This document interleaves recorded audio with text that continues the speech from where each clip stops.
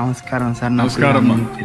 మీరు 2017లో ఈ programme initiate చేసినప్పుడు నేను ఉన్నాను సార్. అంటే ఇనిషియేటివ్ ద్వారా చాలా మంది లబ్ధి పొందారు సార్. నాకు లాంటి వాళ్ళు. మా పేరెంట్స్ ఇద్దరు చదువుకోలేదు. నేను మా అమ్మమ్మ హెల్ప్తో చదువుకున్నాను సార్. అండ్ ఇక్కడ దాకా రావడానికి ఈ స్కీమ్ చాలా ఉపయోగపడింది సార్.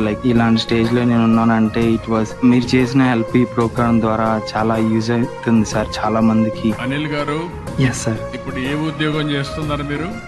నేను సాఫ్ట్వేర్ ఇంజనీర్గా చేస్తాను సార్, కెనడాలో, టొరంటోలో. ఇప్పుడు మీ జీతం ఎంత వస్తా ఉంది? $90,000 సార్. అంటే ఇండియన్ కరెన్సీ ఎంత? 50 నుంచి 60 లక్షలు సార్. 60 లక్షలు వస్తా ఉంది. అవును సార్.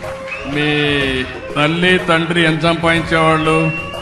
మా నాన్న ఫార్మర్ సార్, వ్యవసాయం.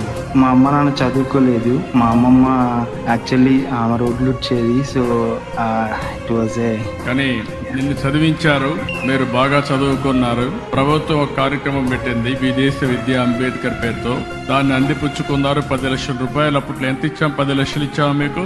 అవును సార్, 10 లక్షలు. 10 లక్షలు ఇచ్చాం. నువ్వు కెనడాలో సెటిల్ అయ్యావు. 10 లక్షలు ఇచ్చిన దానికి నువ్వు 60 లక్షలు సంపాదిస్తున్నావు. చాలా గర్వపడుతున్నా. అది మీకుండే తెలివితేటలు.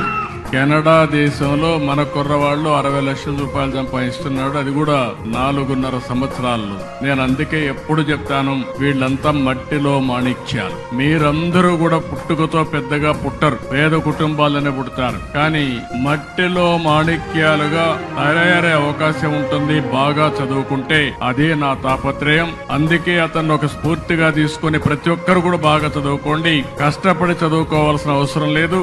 ఇష్టపడి చదువుకుంటే కష్టం కూడా ఇష్టమైపోతుంది. దానివల్ల మీరు అనుకున్న లక్ష్యాన్ని చాలా ఈజీగా రీచ్ అయ్యే పరిస్థితి వస్తుంది.